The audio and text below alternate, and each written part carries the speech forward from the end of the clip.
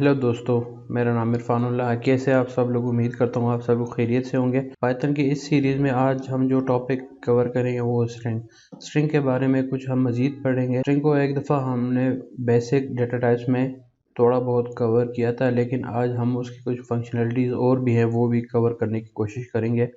तो चलते हैं अपने आईडीई की तरफ। स्ट्रिंग में आज हमारे पास हमने जो जो चीज़ें कवर करनी है उसमें कुछ चीज़ें मैंने यहाँ पे लिखी हुई है। स्ट्रिंग की कंकेटिनेशन कैसे होती है, स्लाइसिंग कैसे होती है, मेंबरशिप क्या होता है, कैपिटलाइज क्या होता है, अपर क्या होता है, सेंटर क्या होता है, काउंट क्या होता है, मिन क्या होता है, मैक्स क्या होता है, इनकोड क्या होता है, डिकोड क्या होता है और रिप्लेस कैसे काम करते हैं। तो ये सारे अभी देखते हैं। तो सबसे पहले हमारे पास कंकेटिनेशन आता है। लेट से मैं एक वेरिएबल ले लेता हूँ, नेम में मैं लिख लेता हूँ पाइथन। मैंने अगर इस पाइथन के साथ कोई और वैल्यू लगानी है, कोई और वेरिएबल इसके साथ जोड़ना है, तो हम इसको कंकेटिनेशन कहते हैं कि दो वेरिएबल को हम आपस में कंकेट कर दें। एग्जांपल ले लेते हैं पाइथन, एक और वेरिएबल ले लेते हैं var1, उसमें लिख लेते हैं ट्यूटोरियल प्रिंट नेम। कंकेटिनेशन के लिए हम प्लस साइन लगा लेते हैं और दोनों वेरिएबल्स को ऐड कर लेते हैं। रन करके चेक कर लेते हैं। पाइथन ट्यूटोरियल आ गया है। अब मैं इसके साथ एक और तरीके से भी कंकेटिनेशन कर सकता हूँ, जैसे कि नेम, उसके बाद में प्लस वेरिएबल में वैल्यू लिखने के बजाय हम यहाँ पर भी अपना टेक्स्ट दे के कंकेट कर देगा। रन करके चेक कर लेते हैं। पाइथन प्रोग्रामिंग हमारे पास रिजल्ट आ गया है। दूसरी जो फंक्शनलिटी हमारे पास वो है स्लाइसिंग की। स्लाइसिंग क्या होता है? स्लाइसिंग ये होता है कि हमने अपने स्ट्रिंग को छोटे छोटे पार्ट में डिवाइड करना होता है। जैसे कि मेरे पास जैसे कि ये वेरिएबल है नेम, अगर मैं उसका कोई स्पेसिफिक पार्ट उठाना चाहता हूँ तो हम उसे कैसे उठाएंगे, और इसी स्पेसिफिक पार्ट उठाने को हम स्लाइस कहते हैं। एक हम सिंपल स्लाइस होता है और एक हमारे पास रेंज स्लाइस होता है। तो सिंपल स्लाइस करते हैं। लेट से मैंने टी उठाना है, तो हमारे पास टी का इंडेक्स क्या है? 2 है। मैं लिख लेता हूँ प्रिंट नेम ऑफ 2। दूसरा हमारे पास रेंज स्लाइस है। मैंने अगर किस रेंज की वैल्यू मैंने प्रिंट करनी है वो है, लेट से मैं चाहता हूँ कि मैं y से o तक प्रिंट करूँ, p और n प्रिंट ना करूँ। तो सबसे पहले मैं अपना स्टार्टिंग पॉइंट दे देता हूँ। स्टार्टिंग पॉइंट मेरा 1 है, 1 इंडेक्स से स्टार्ट होगा और कौन सा इंडेक्स तक जाएगा? 1 2 3 4 5 6 इंडेक्स तक। 6 एंडिंग इंडेक्स वाला वो हमें प्रिंट नहीं करता। एंडिंग इंडेक्स से एक इंडेक्स पीछे तक हमें प्रिंट करके देता है। देखते हैं इसका आंसर क्या आता है। देखा दोस्तों, 5 सॉरी, क्योंकि इंडेक्स हमारे पास 0 to 0 से स्टार्ट होता है। अगर हमारे पास इसमें टोटल 6 करेक्टर्स हैं तो हमारा 0 to 5 होगा, तो उस वजह से इसने n प्रिंट कर दिया। हम n नहीं देखा दोस्तों, मैंने क्या कहा था कि p और n हमने प्रिंट नहीं करना। तो ये जो नीचे हमने स्टार्टिंग और एंडिंग पॉइंट दिए, इसको हम रेंज स्लाइसिंग भी कह सकते हैं और ऊपर वाले को हम नॉर्मल स्लाइस भी कह सकते हैं। तीसरी हमारे पास आती है मेंबरशिप। लेट से कह लेता हूँ मेरे पास एक स्ट्रिंग है, मैं उसमें कोई करेक्टर या कोई लफ्ज ढूंढना चाहता हूँ कि वो अगर उसमें अवेलेबल हो तो मुझे ट्रू दे, अदरवाइज मुझे फॉल्स दे। मैं यहाँ पे जो मेरे पास ये नेम में हमारे पास h है, तो हम चेक कर लेते हैं h इन नेम। इसको प्रिंट करता हूँ। अगर h हमारे पास स्पेसिफिक स्ट्रिंग में मौजूद हो तो ये हमें ट्रू रिटर्न कर देगा। अगर स्पेसिफिक स्ट्रिंग में वो मौजूद ना हो तो ये हमें फॉल्स रिटर्न कर देता है। देखा दोस्तों, हमारे पास रिटर्न ट्रू आ गया है। अब मैं कोई और लफ्ज़ लिखने की कोशिश करता हूँ जो इस स्ट्रिंग में मौजूद नहीं है। लेट से हम वी लिख लेते हैं। पाइथन में नहीं है, तो ये अब यहाँ पे मुझे फॉल्स रिटर्न कर देगा। देखा दोस्तों, पहले ही एच अवेलेबल है, ट्रू रिटर्न कर दिया। अब वी अवेलेबल नहीं है तो फॉल्स रिटर्न कर दिया। नेक्स्ट जो फंक्शन हमारे पास आता है वो है कैपिटलाइज। अब अगर हम इस वेरिएबल को देख ले तो इसमें भी हमारे पास क्या है, स्मॉल लेटर से स्टार्ट हो रहा है। मैं लिख लेता हूँ पाइथन प्रोग्रामिंग। तो मुझे अगर अपना स्टार्टिंग लेटर बड़ा करना है तो उसके लिए एक फंक्शन है पाइथन में, वो है कैपिटलाइज। कि मैं अपने सेंटेंस का या अपने स्ट्रिंग का पहला वर्ड कैपिटल करना चाहता हूँ तो मैं प्रिंट कर लेता हूँ नेम डॉट कैपिटलाइज। ये फंक्शन है, इस वजह से मैंने स्मॉल ब्रैकेट्स लगा दिए हैं। अब देखा दोस्तों मेरे पास क्या आ गया है, पाइथन प्रोग्रामिंग। पहला वर्ड जो है पी वो कैपिटल हो गया है। तीसरी हमारे पास है अपर। मैं अगर इस पूरे स्ट्रिंग को कैपिटल लेटर में लिखना चाहता हूँ तो मैं नेम को अपर केस में अपर फंक्शन लगा के मुझे वो सारा का सारा स्ट्रिंग अपर केस में रिटर्न कर देगा और प्रिंट कर दूंगा यहाँ पे। तो मेरे पास सारा का सारा अपर केस में आ गया है। पाइथन में स्ट्रिंग का एक और फंक्शन है सेंटर। सेंटर क्या करता है, हमारे पास जो ओरिजिनल टेक्स्ट होता है उसको दरमियान में रख देता है और जो हम जिससे हमने फिल करना हो, कुछ भी हो सकता है, ए हो सकता है, बी हो सकता है, स्पेशल कैरेक्टर हो सकता है, वो स्टार्टिंग और एंडिंग पॉइंट में हमारे पास आ जाते हैं। जैसे कि मैं एग्जांपल ले लेता हूँ इसी नेम वाले को, प्रिंट नेम डॉट सेंटर, और उस स्ट्रिंग का मैंने कितना लेंथ रखना है। तो ये हमने यहाँ पे ये ख्याल करना होता है कि स्ट्रिंग लेट से मेरे पास 40 कैरेक्टर है तो मैं कम से कम 40 कैरेक्टर यहाँ पे दूंगा। बड़ा दे सकता हूँ लेकिन 40 से कम नहीं दे सकता। मेरे पास यहाँ पे लेट से 50 कैरेक्टर, ये स्ट्रिंग मैक्सिमम 20 या 30 कैरेक्टर होगा। मैं यहाँ पे 50 इसलिए दे रहा हूँ ताकि वो हमें वो फंक्शनलिटी परफॉर्म करके दिखाए। और मैं फिल करता हूँ इसको स्टार से और प्रिंट करता हूँ। तो जो हमारा पाइथन प्रोग्रामिंग जो टेक्स्ट है वो दरमियान में आएगा और स्टार्टिंग और एंडिंग में ये स्टेरिक लगा होगा। और ये कितने कैरेक्टर तक जाएगा, ये 50 कैरेक्टर का ये बन जाएगा। तो देखा दोस्तों, स्टार्टिंग और एंडिंग में उसने स्टेरिक लगा दिया, दरमियान में पाइथन प्रोग्रामिंग आ गया है। और इस स्ट्रिंग की लेंथ कितनी होगी, वो होगी हमारे पास 50। पाइथन का एक और स्ट्रिंग का एक और फंक्शन है पाइथन में लेंथ।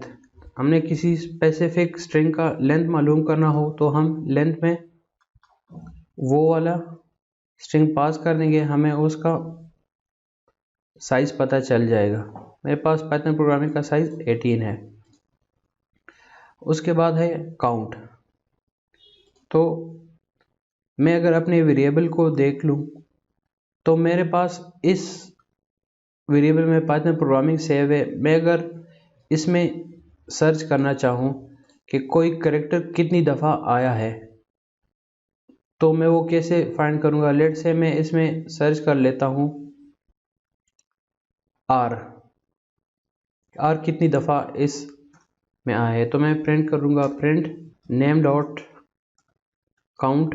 कौन सा टर्म मैंने सर्च करना है, आर। इसका सेकंड पैरामीटर है इस फंक्शन का स्टार्ट और एंड। अगर हम यहाँ पे स्टार्ट और एंड ना दे तो ये हमें 0 से स्टार्ट करके एंड तक जाएगा और उसमें आर जितनी दफ़ा रिपीट हुआ है वो हमें शो कर देगा। चेक करते हैं, 2 दफ़ा इसमें आर रिपीट हुआ है। अब अगर मैं इसे स्टार्टिंग और एंडिंग पॉइंट दे दूँ, लेट से मैं यहाँ पे एक और एग्जांपल ले लेता हूँ। इसे मैं ओ फाइंड करना चाहता हूँ इस स्ट्रिंग से कि ओ कितनी दफ़ा रिपीट हुआ है, तो मैं यहाँ पे ओ दे देता हूँ और स्टार्टिंग पॉइंट हम लेते हैं कि आप 7th कैरेक्टर से स्टार्ट करो और एंड 15 कैरेक्टर तक करो। तो मेरे पास कितने ओज आएंगे, बाकी को कमेंट कर लेते हैं ताकि हमें अपना स्पेसिफिक रिजल्ट ही सिर्फ नज़र आता जाए। 15 तक हमारे पास ओ सिर्फ एक दफ़ा आया है, ये कंफर्म भी कर लेते हैं। 7 हमारे पास ये करेक्टर आ रहा है जो कि स्पेस है। उसके बाद ओ कितनी दफ़ा आया है, एक ही दफ़ा आया है। तो इस तरह हम काउंट फंक्शन यूज़ करते हैं। मैक्स, तो हमारे स्ट्रिंग में जो सबसे बड़ा कैपिटल होगा अल्फ़ाबेटिकली, तो ये हमें वो रिटर्न कर देगा। एक और फंक्शन है मिन। ये स्ट्रिंग में क्या करेगा कि सबसे जो छोटा करेक्टर होगा अल्फ़ाबेटिकली वो रिटर्न कर देगा।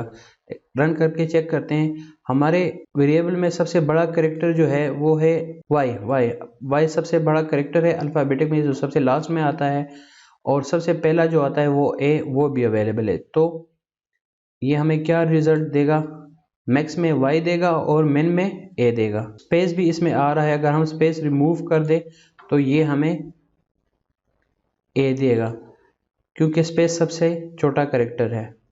देखा दोस्तों, सबसे बड़ा करेक्टर हमें वाई मिला है और सबसे छोटा करेक्टर हमें ए मिला है। इसके बाद हमारे पास है इनकोड। इनकोड क्या करता है कि हमारे स्ट्रिंग को किसी भी मेथड के अगेंस्ट वो इनकोड कर लेता है। एग्जाम्पल से देख लेते हैं। लेट्स से मैं अपने इसी स्ट्रिंग को इनकोड करके चेक करता हूँ। Is equal to name dot encode, encoding UTF-8। ये इनकोडिंग में हमने उसको टाइप बतानी है कि हमने कौन सा किस टाइप का इस स्ट्रिंग को इनकोड करना है। हमारे पास बहुत से टाइप हैं, जैसे जिसमें हमारे पास UTF-8 है, बेस 64 है, और भी बहुत हैं। उसके बाद ये फंक्शन सेकंड पैरामीटर ले लेता है एरर, और हमने इसमें इसे बताना होता है कि एरर का आपने क्या करना है। तो इसमें हमारे पास बहुत से टाइप के एरर्स होते हैं, जिसमें हमें स्ट्रिंग के एरर आए तो हमें वो एरर इनकोड ना करे और हमें वो बता दे कि किस तरह का एरर आया है। अगर हमने उसको इग्नोर करना है इस एरर को, तो इग्नोर भी उसमें दे सकते हैं। अब ये नेम हमारे पास स्ट्रिंग में str में इनकोड हो चुका है। प्रिंट कर लेते हैं। तो यहाँ पे हमारे पास एरर क्या था, क्योंकि हमने उसके मेथड के नेम उसे पास ऑन किए थे। मेथड के नेम उसे पास ऑन नहीं करना। अब चेक करते हैं। तो एग्जांपल को रन कर देख लेते हैं, लेकिन फिर भी ट्राई करने में क्या हर्ज है, नहीं। लेकिन अब बी का मतलब ये है कि ये इनकोड हुआ टेक्स्ट है। यहाँ पे हमें शो इस तरह हो रहा है। अब हमने इसको डिकोड करना है, तो सेम जो जिस मेथड से हमने इनकोड किया हो और जो एरर टाइप हमने रखी हो, उसी से हमने डिकोड करके वो आंसर मिल जाता है जो हमारा ओरिजिनल टेक्स्ट है। नेक्स्ट उसमें हमारे पास है रिप्लेस। नेक्स्ट फंक्शन हमारे पास रिप्लेस है। एक एग्जांपल ले लेते हैं इसकी, इसको ब्रैकेट्स में बंद कर लेते हैं। मैंने एक वेरिएबल में लिया है string, this is string example. Wow, this is really string. String replace method क्या करता है, ये मेथड नॉर्मली 2 या 3 पैरामीटर लेता है। सबसे पहले हमने वो पैरामीटर उसे देना है जो ऑलरेडी स्ट्रिंग में अवेलेबल हो। दूसरा, जिसे हमने रिप्लेस करना हो। तीसरा, कि वो कितनी दफ़ा रिप्लेस हो जाए उस पूरे स्ट्रिंग में।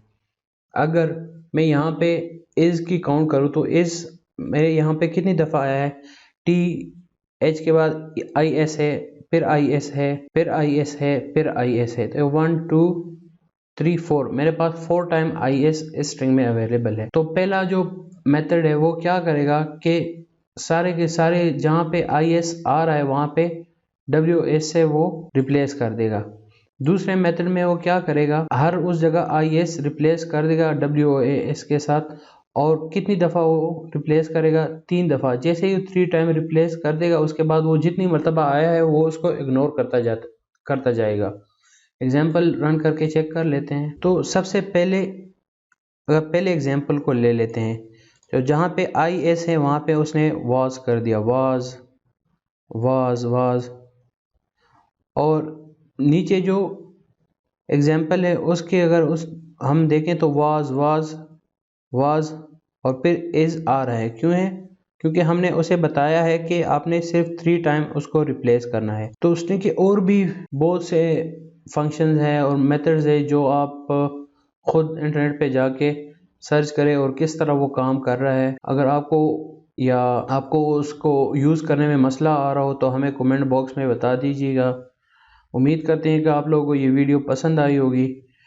अगर पसंद आई है तो लाइक कीजिए और चैनल को सब्सक्राइब कीजिए, ताकि इससे हमें मोटिवेशन मिलती रहे और हम आपके लिए एक अच्छी से अच्छी वीडियोस बनाते रहें। तो ये थी आज की हमारी वीडियो स्ट्रिंग्स के बारे में। उम्मीद करते हैं आपको ये पसंद आई होगी। Okay, till then next video. Thank you, bye bye.